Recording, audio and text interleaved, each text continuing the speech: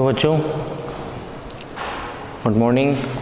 हम अभी तक भारात्मक विश्लेषण के अंतर्गत नाइट्रोजन, सल्फर, हैलोजेंस के भारात्मक आकलन हम देख रहे थे और अब की कक्षा में हम सल्फर तत्व का आकलन की प्रक्रियाओं को देखते हैं।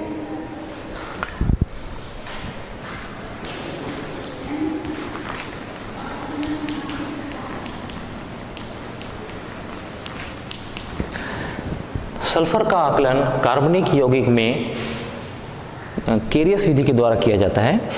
जैसा कि हमने हैलोजन के आकलन के समय में पढ़ा था कि कैरियस विधि द्वारा किस प्रकार से हैलोजन का आकलन किया जाता है, ठीक उसी तरीके से कैरियस विधि से हम सल्फर अर्थात गंधक का भी आकलन करते हैं।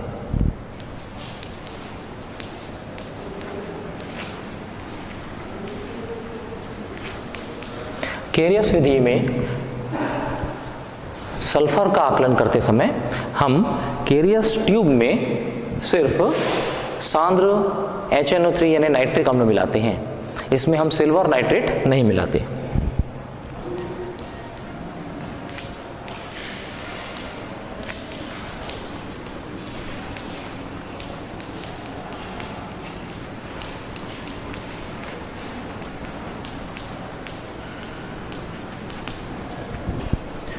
कैरियस विधि में कैरियस ट्यूब में कार्बनिक पदार्थ के साथ में सांद्र नाइट्रिक अम्ल मिलाया जाता है। कार्बनिक तत्व में उपस्थित कार्बन, हाइड्रोजन, सांद्र नाइट्रिक अम्ल के साथ अभिक्रिया करके कार्बन डाइऑक्साइड और पानी में अलग हो जाते हैं। कार्बनिक पदार्थ में मौजूद सल्फर सांद्र HNO3 की मौजूदगी में SO3 बनाता है, जो नमी की उपस्थिति में, जो नमी उस अभिक्रिया के दौरान उत्पन्न होती है, उससे वह सल्फ्यूरिक अम्ल बनाता है। इस प्रकार कैरियस ट्यूब में कार्बनिक यौगिक में सांद्र नाइट्रिक अम्ल मिलाने पर हमें सल्फ्यूरिक अम्ल प्राप्त होता है। इस सल्फ्यूरिक अम्ल को कैरियस ट्यूब से बाहर निकाल लिया जाता है और इसमें बेरियम क्लोराइड की मात्रा मिलाई जाती है। बेरियम क्लोराइड का द्रव मिलाने पर सल्फ्यूरिक अम्ल के साथ में बेरियम सल्फेट का अवक्षेप प्राप्त होता है।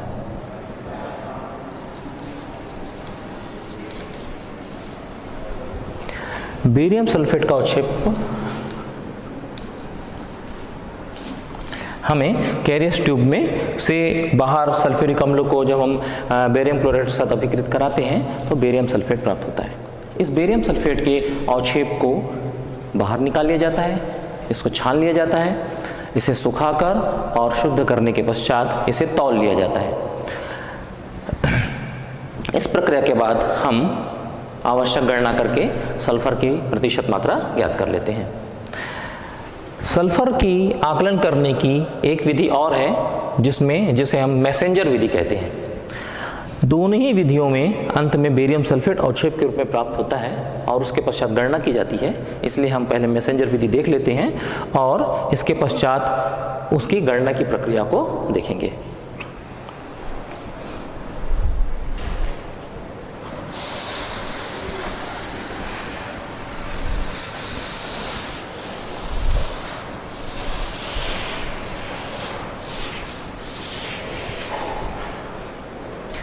मैसेंजर विधि।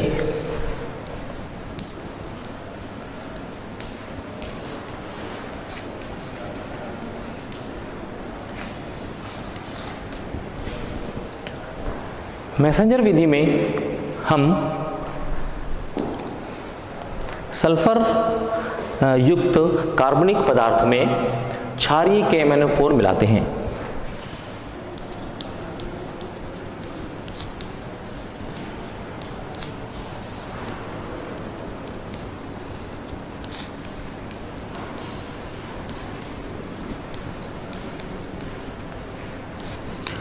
क्षारीय पोटेशियम परमैंगनेट KMnO4। इस स्थिति में मैग्नीज ऑक्साइड बनता है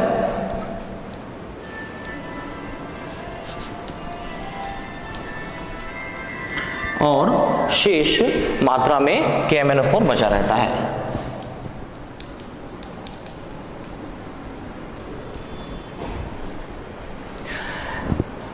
सल्फर युक्त कार्बनिक पदार्थ को पोटेशियम परमैंगनेट के साथ करीब 6 से 7 घंटे तक रेत ऊष्मक पर गर्म किया जाता है।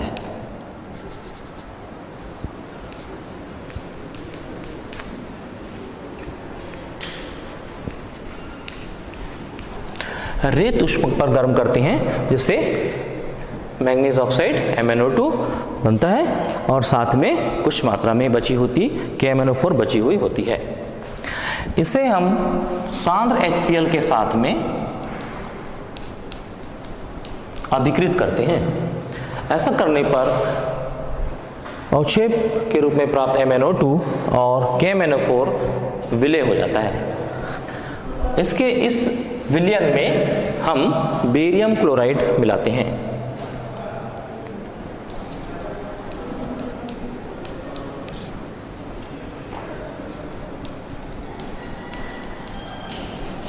बेरियम क्लोराइड मिलाने पर हमें बेरियम सल्फेट का अवक्षेप प्राप्त होता है।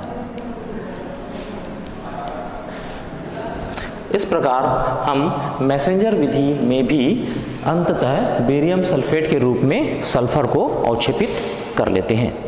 तो कैरियस विधि के माध्यम से और मैसेंजर विधि के माध्यम से हम सल्फर का प्रेसिपिटेशन यानी अवक्षेपण बेरियम सल्फेट के रूप में कर लेते हैं।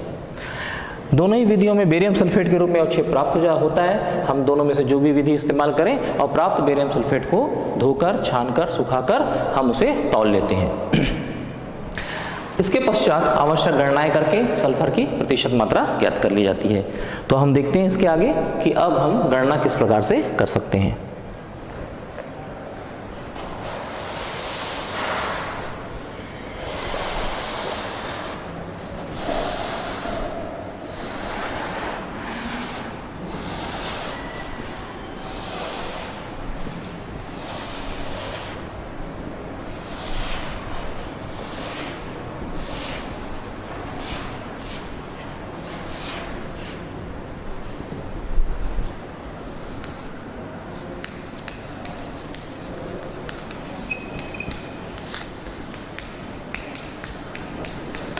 अवलोकन एवं गणना। दोनों ही विधियों से प्राप्त बेरियम सल्फेट अवक्षेप के रूप में जो प्राप्त होता है वह उस कार्बनिक पदार्थ से प्राप्त होता है जिसकी मात्रा हमने ली हुई होती है। तो हम सबसे पहले प्रेक्षण में, अवलोकन में हम उन मात्राओं को प्रदर्शित करते हैं कि माना कार्बनिक पदार्थ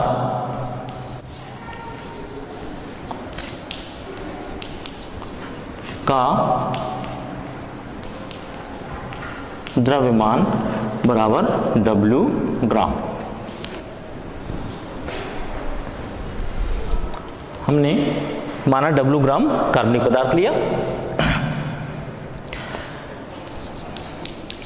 प्राप्त बेरियम सल्फेट का द्रव्यमान जो अवक्षेप के रूप में प्राप्त होता है, माना वो M ग्राम प्राप्त हो रहा है।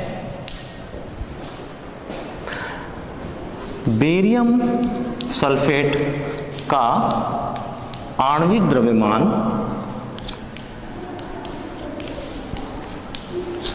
बराबर, हम इसे कैसे कैलकुलेट करते हैं? हम जानते हैं किसी भी अणु में जितने भी तत्व मौजूद होते हैं, हम उन तत्वों के परमाणु भार को अगर जोड़ें तो हमें आणविक द्रव्यमान प्राप्त हो जाता है।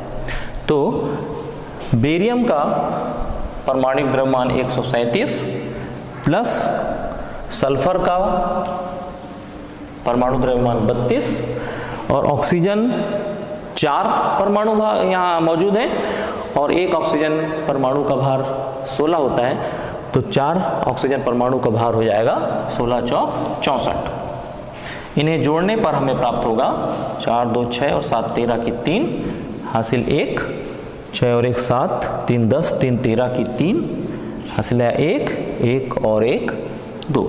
तो इस प्रकार बेरियम सल्फेट का आणविक द्रव्यमान 233 प्राप्त हुआ। सल्फर का परमाणु द्रव्यमान बराबर 32। ये जानकारियां हमको इस कैलकुलेशन में जरूरी होंगी, जिन्हें हम प्रेक्षण के माध्यम से लिखते हैं। कार्बनिक पदार्थ का द्रव्यमान और बेरियम सल्फेट जो अवक्षेप के रूप में प्राप्त हुआ है, उसे हम प्रयोग विधि के द्वारा ज्ञात कर लेते हैं, तौल कर ज्ञात कर लेते हैं। और ये मात्रा जो उसके आणविक द्रव्यमान की है और सल्फर के परमाणु द्रव्यमान की जो मान है वो स्थिर होता है, वो सदैव निश्चित होता है। अब हम आगे गणना करते हैं। चूंकि 233 ग्राम बेरियम सल्फेट में सल्फर की मात्रा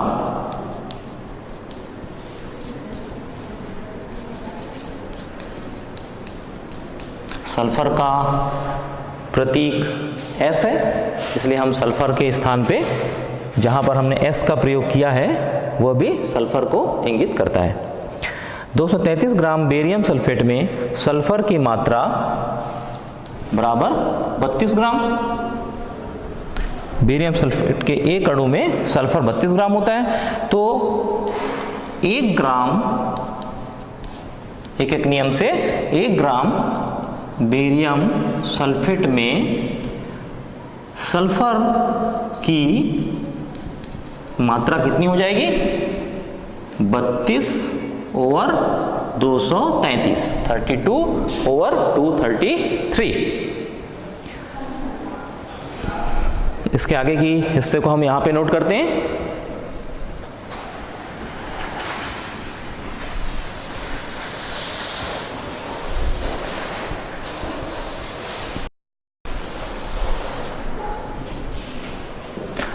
हमने देखा 233 ग्राम बेरियम सल्फेट में सल्फर की मात्रा 32 ग्राम है, तो 1 ग्राम में बेरियम सल्फेट में सल्फर की मात्रा होगी 32/233। लेकिन हमने तो बेरियम सल्फेट अवक्षेप के रूप में m ग्राम लिया हुआ था, m हमने माना हुआ था, इसलिए m ग्राम बेरियम सल्फेट के अवक्षेप में सल्फर की मात्रा बराबर 32/233 गुणित m।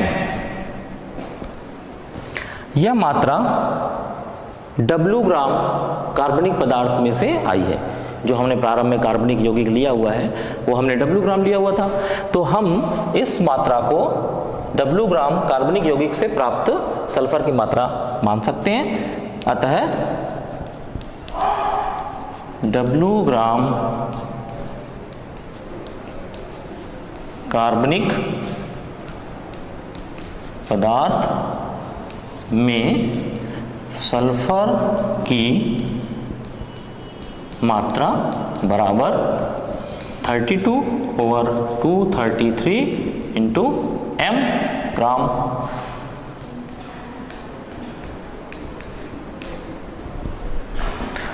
तो जब W ग्राम में इतना सल्फर है तो 1 ग्राम में 1 ग्राम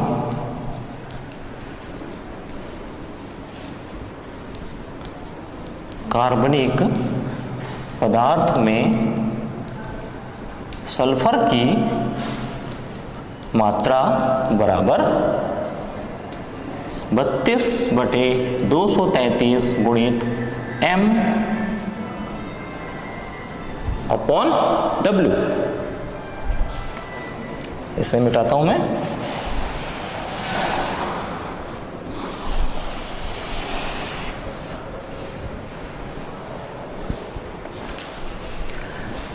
चूंकि हम भारात्मक आकलन प्रतिशत में कर रहे हैं, इसलिए यहाँ भी हम सल्फर की मात्रा को प्रतिशत में ज्ञात करेंगे। तो जब 1 ग्राम में सल्फर इतना है तो 100 ग्राम में कितना, ये आसानी से ज्ञात किया जा सकता है। 100 ग्राम कार्बनिक पदार्थ में सल्फर की मात्रा बराबर 32/233 गुणित m/w गुणित 100। इस प्रकार इस सूत्र की सहायता से हम सल्फर की प्रतिशत मात्रा ज्ञात कर सकते हैं। इसे मैं एक बार और लिखना चाहूं तो ऐसे लिख सकते हैं, सल्फर की प्रतिशत मात्रा बराबर 32/233 गुणित बेरियम सल्फेट का द्रव्यमान अपॉन कार्बनिक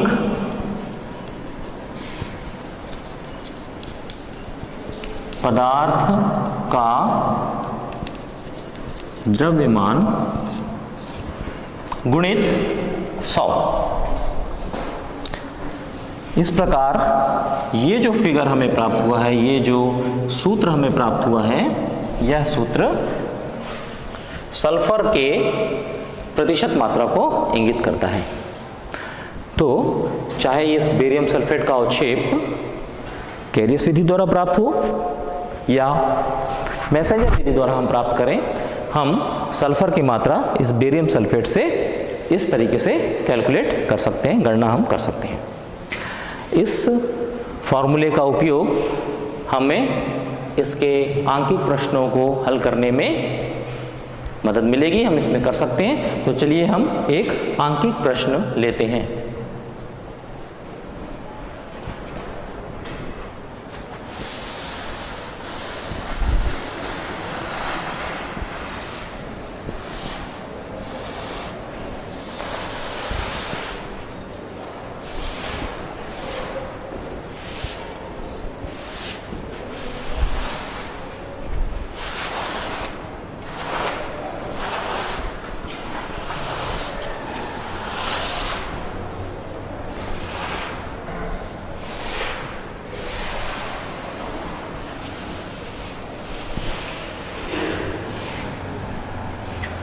हम एक आंकिक प्रश्न लेते हैं जिसमें हम गणना करेंगे सल्फर की, और मैं इसे नोट करता हूं।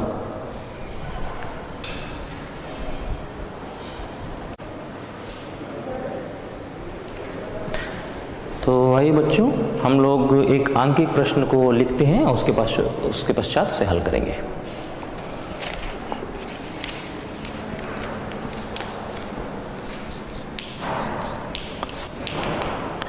एक कार्बनिक यौगिक में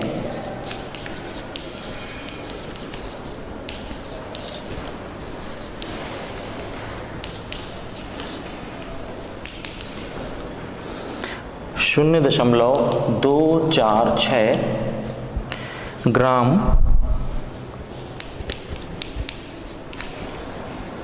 से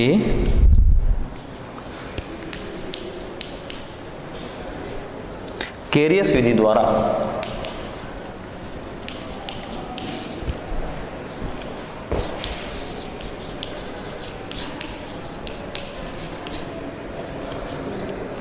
(0.35 ग्राम बेरियम सल्फेट प्राप्त हुआ।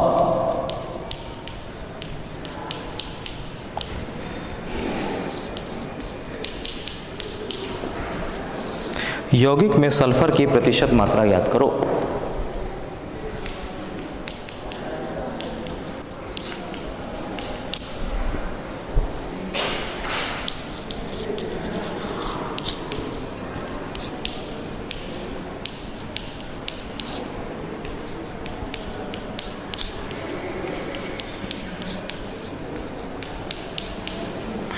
इस प्रश्न में कार्बनिक पदार्थ की मात्रा दी हुई है और जितना बेरियम सल्फेट अवक्षेप के रूप में प्राप्त होता है इन विधियों में, उसकी मात्रा दी हुई है। इस जानकारी के आधार पे हमको सल्फर की प्रतिशत मात्रा ज्ञात करनी है। हर प्रश्न को हल करते समय जिस बात का ध्यान देना है कि हमें आवश्यक जानकारियाँ जो प्रश्न में दी गई हैं सबसे पहले उन्हें नोट कर लेना चाहिए और उसके सहायता से क्या ज्ञात करना है ये पता करके हमें उसका मान निकालना चाहिए। तो क्या दिया हुआ है इस प्रश्न में, कार्बनिक यौगिक में 0.246 ग्राम से, यानी कार्बनिक यौगिक की मात्रा है 0.246 ग्राम।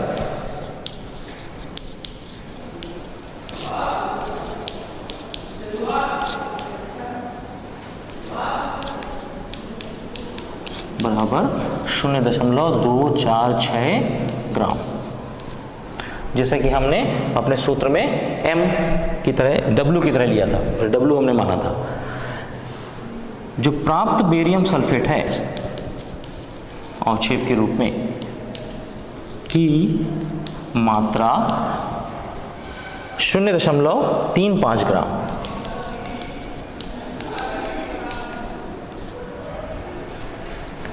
अब हम जानते हैं कि बेरियम सल्फेट का आणविक द्रव्यमान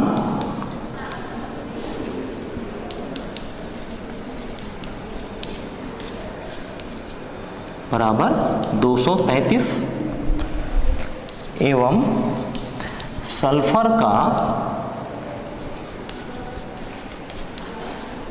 परमाणु द्रव्यमान बराबर 32 ग्राम है। अब इन जानकारी के माध्यम से हम सल्फर की मात्रा हमारे दिए हुए सैंपल में कितनी है उसे हम ज्ञात करते हैं। इस प्रश्न को मैं मिटा रहा हूं।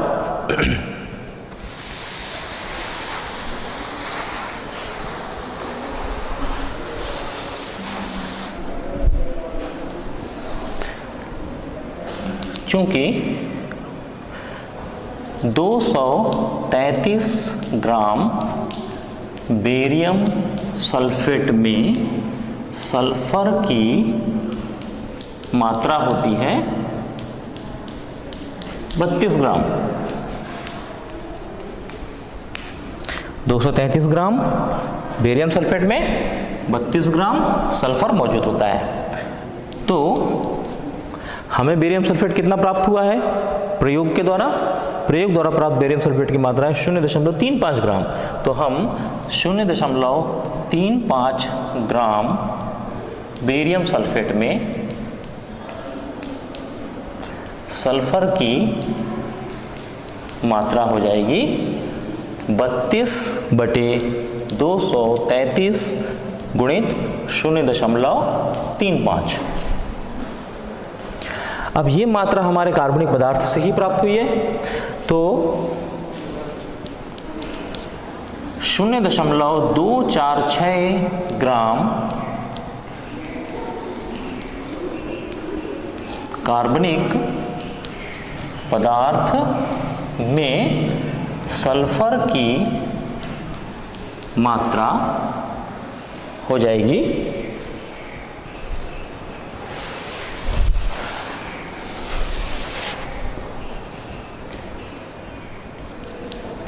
32/233 गुणित 0.35/0.246 ग्राम।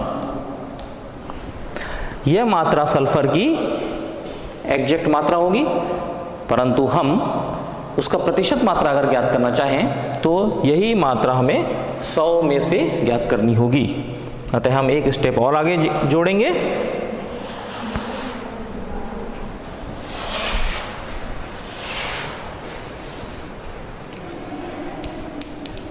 अतः 100 ग्राम कार्बनिक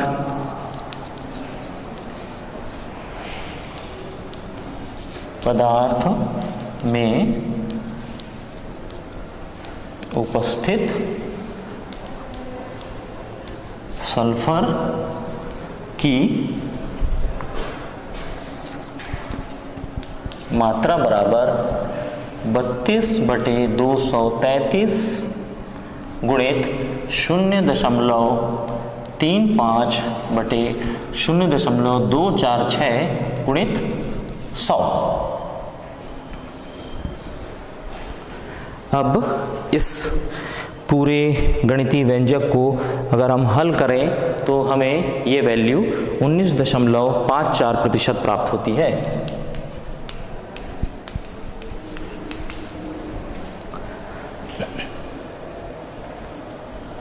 तो हम ये पाते हैं कि दिए गए सैंपल में सल्फर की मात्रा 19.54% मौजूद है। तो इस न्यूमेरिकल को हम अभी सामने बनाए। अगर आप इस तरह से अभ्यास करेंगे तो इस तरह के अन्य न्यूमेरिकल्स को भी आप बना सकते हैं। चलिए इसे मैं मिटाता हूँ और हम अगले हिस्से में जाते हैं इसके।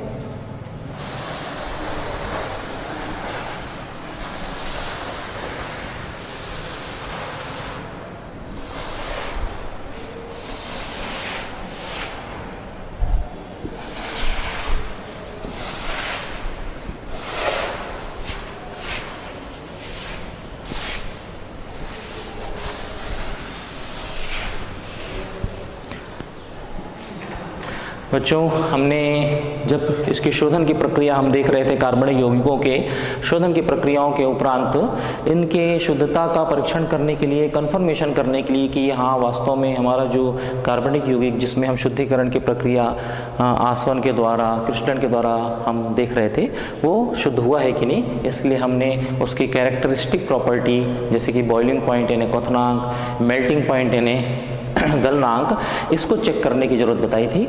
हम उस प्रक्रिया को एक बार देखते हैं। उपकरण के माध्यम से हम समझने की कोशिश करते हैं कि किस प्रकार गलनांक और क्वथनांक निकाला जा सकता है। इसके लिए हम एक थीले नामक उपकरण लेते हैं। थीले उपकरण इस तरह का होता है।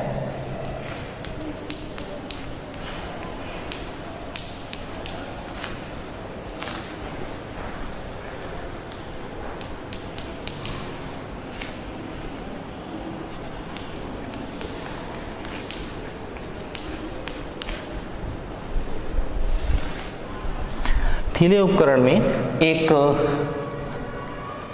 कांच की नली होती है। इस कांच की नली में का शेप बाहर की ओर इस प्रकार होता है। इस नली में पैराफिन भरा हुआ होता है, मोम पैराफिन भरा हुआ होता है इसमें। यहाँ पे एक बर्नर लगा दिया जाता है। इस बर्नर की सहायता से हम इस हिस्से को गर्म करते हैं, जिससे इसके अंदर का द्रव का तापमान धीरे धीरे हम बढ़ा सकते हैं। इस पूरे उपकरण को एक स्टैंड से कस दिया जाता है। इस उपकरण में तापमान को ज्ञात करने के लिए एक थर्मामीटर लगा देते हैं, जिसकी पारे वाली जो घुंडी है वो पैराफिन में डूबी हुई रहती है।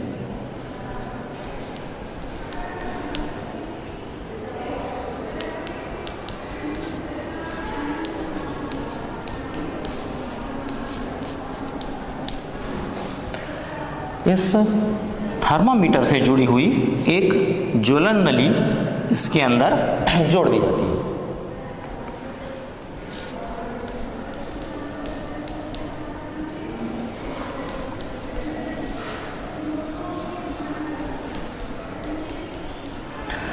इस प्रज्वलन नली से के अंदर एक कैपिलरी ट्यूब डाल दिया जाता है। केशिका नली या कैपिलरी ट्यूब कहते हैं इसे हम।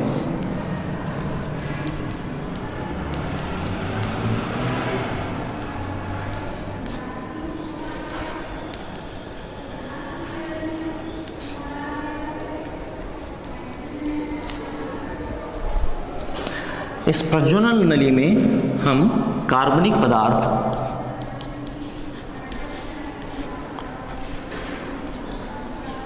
लेते हैं, जिसका क्वथनांक हमें ज्ञात करना है। अब इसमें उत्पन्न गैसों को निकालने के लिए एक निकास नली लगा दी जाती है। थीले उपकरण में कार्बनिक पदार्थ को लेकर एथिले उपकरण के अंदर उपस्थित प्रज्वलन नली में कार्बनिक पदार्थ के सैंपल थोड़ी सी मात्रा ले लेते हैं और केशिका नली जो उसमें डूबी रहती है उसको 1 सेंटीमीटर की दूरी पे लॉक कर देते हैं, अर्थात उसको उस पतली सी नली को थोड़ा गर्म करते हैं और उसका एक सिरा, एक मुंह उसका बंद कर देते हैं। अब पैराफिन मोम के सहारे एक त्रिभुजाकार जो रचना है उधर हम लैंप लगाते हैं और उस लैंप से इसका द्रव्यमान, इसका तापमान बढ़ाते जाते हैं। जैसे ही तापमान बढ़ता है तो एक स्थिति ऐसी आती है जब इस प्रज्वलन नली का तापमान धीरे धीरे बढ़ने लगता है और कार्बनिक पदार्थ जो हमने प्रज्वलन नली में लिया हुआ है, जैसे ही उसका क्वथनांक का स्तर पहुंचता है वह इस प्रज्वलन नली में बुलबुले के रूप में निकलने लगता है। अर्थात इस प्रज्वलन नली से केशिका नली से, माफ कीजिएगा, केशिका नली से बुलबुले निकलने लगते हैं। जैसे ही वो बुलबुले निकलते हैं हम इस लैंप को गर्म करने की प्रक्रिया को बंद कर देते हैं और विडोलक की सहायता से इस पैराफिन वैक्स को हिलाते हैं जिससे कि बुलबुले निकलना बंद हो जाते हैं। ठीक उस वक्त जब केशिका नली से बुलबुले निकलने लगते हैं हम इस थर्मामीटर के द्वारा उस तापमान को पढ़ लेते हैं। यह तापमान ही उस कार्बनिक पदार्थ का क्वथनांक होता है। यदि ये क्वथनांक उस कार्बनिक पदार्थ के स्टैंडर्ड वैल्यू, मानक मान से मिलता है तो हम ये मानते हैं कि वो पदार्थ एकदम शुद्ध है, क्योंकि यदि पदार्थ में अशुद्धियाँ होंगी तो उसका क्वथनांक प्रभावित होता है और उसका क्वथनांक कम हो जाता है। तो इस प्रक्रिया के द्वारा हम क्वथनांक ज्ञात करते हैं। अब हम देखते हैं गलनांक।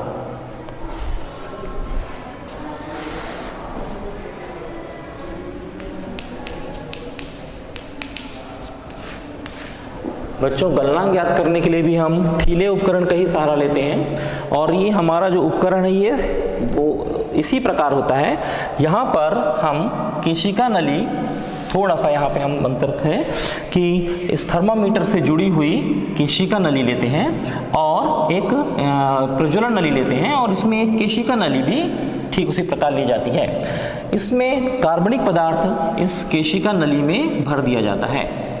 गलनांक का तात्पर्य होता है कि जिस ठोस पदार्थ को हम गर्म करते हैं तो जिस बिंदु पर वह द्रव में परिवर्तित होता है वह उसका गलनांक होता है। तो हम इस केशिका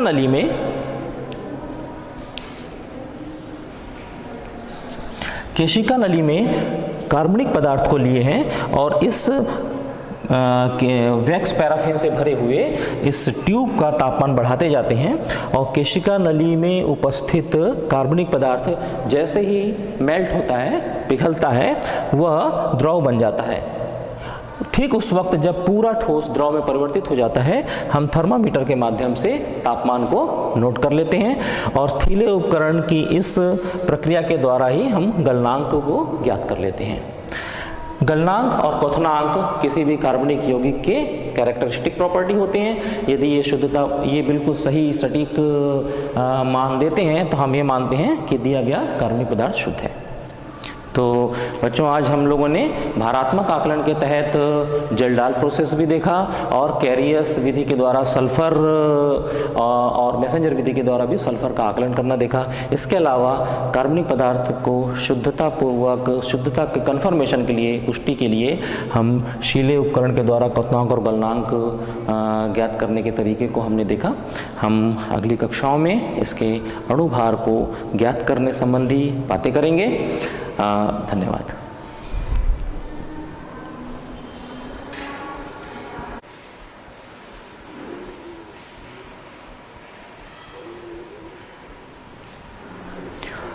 बच्चों, किसी भी द्रव में अगर अशुद्धि होती है तो उसका क्वथनांक बढ़ जाता है।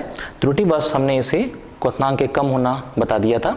कार्बनिक यौगिक के शोधन में पदार्थों के जब शुद्धता का परीक्षण, जब हम क्वथनांक का परीक्षण करते हैं उस समय हमने ये उल्लेख किया था, तो इसे हम सुधार लेंगे।